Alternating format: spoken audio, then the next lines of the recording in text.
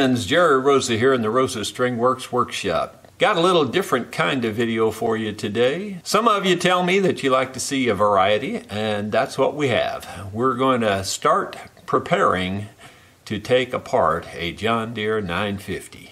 Well, my next project, I just left the shop there, and I'm going to walk down here and get the next tractor that I have to tear apart. Here's all my implements for my Bobcat. There's my brush hog I made. Needs some repair work. There's my forks, another bucket, my grapple bucket, yet another bucket, a stump digging apparatus, and this is my log splitter, and that's a little trailer hitch thing with all the balls on it. And that is a digger, post hole digger, or whatever you want to call it. Auger, I guess is the better word.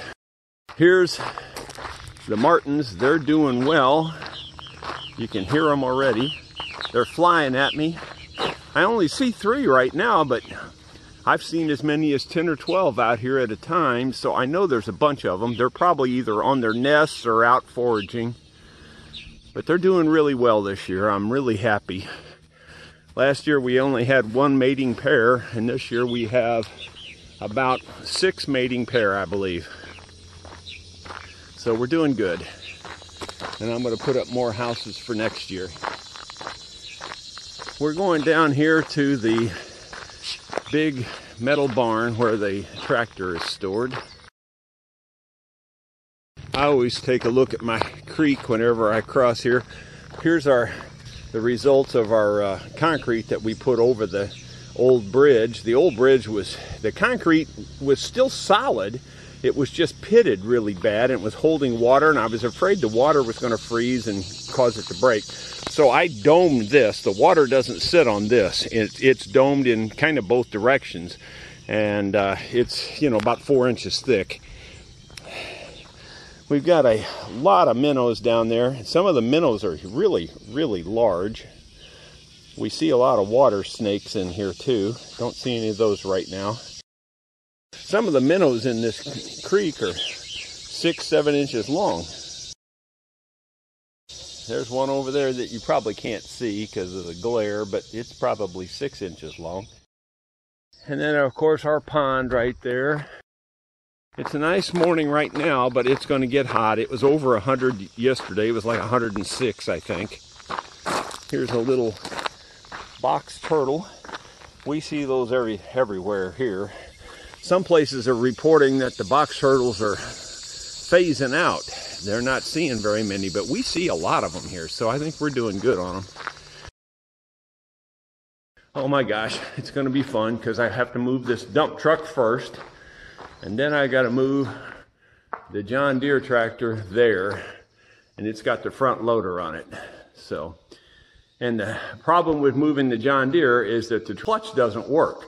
In other words, I can throw it into gear, but I just have to jam it in gear because the clutch doesn't work at all. Oh well, we'll move this first. Let's see if it'll even start. Who knows? It might start, it might not.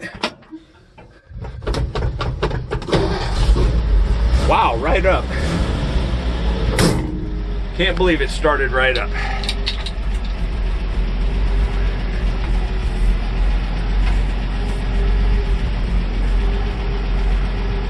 See if I can back it out of here without running over anything. That might be the next problem. I'm looking out my mirrors. I know you can't tell that, but it looks like it's working. This thing runs pretty good today. You just never know how it's going to run. But ever since I put the better electronic ignition in it and got the fuel problem fixed, that was the main problem, it's run really well.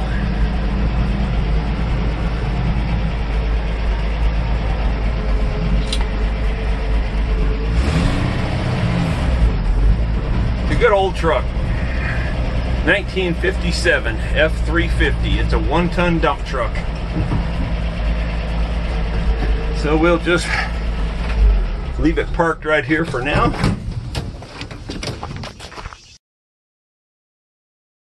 and see what we can do about moving this tractor. Now this might not be as easy. I think it'll start okay. I think it will. But getting it in gear and getting it moved and all that might be a totally different story. Clean the junk out of the seat because it's been sitting a while. Let's see if I can get down on this thing. So we'll turn on the key. I turn it backwards first. I think that warms up the glow plugs, I think. I really don't know that for sure on this model, but I think it does.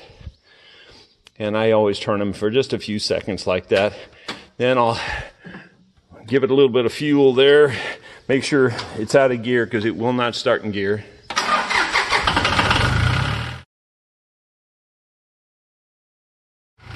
Basically just jam it in gear. That's all I can do.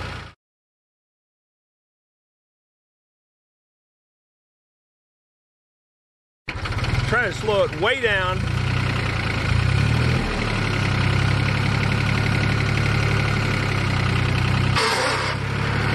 I got it in third gear.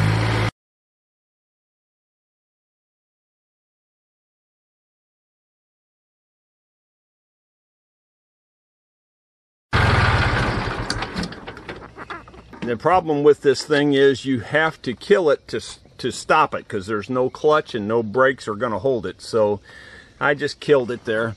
It's probably not exactly where I'm going to leave it, but it'll do for now. But the first thing I got to do to this thing is take off this front loader. So I'm going to take off this front loader right here, and this will be a little bit in the shade. So maybe I can get that off today. That would be nice.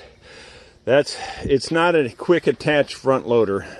It's, you know, bolted back to the frame, heavy duty stuff. It's the old school way of doing it. So I got to detach it in a bunch of places. I really don't know how to take it apart. Plus all of these hoses, and I think there's 4 or 5 hoses right here. 4 it looks like. And then there may be another hose or 2 that runs from the other side across. I really don't know. It looks like there's a couple lines that cut across. I have to break it apart right here. So anything that crosses that line right there has to come off the tractor, including some of the sheet metal and things. So it's going to be a major, major, major job taking it apart and putting a clutch in it. It's the 3rd tractor I've done that to, so at least I know kind of how to do it, but I'm not looking forward to it.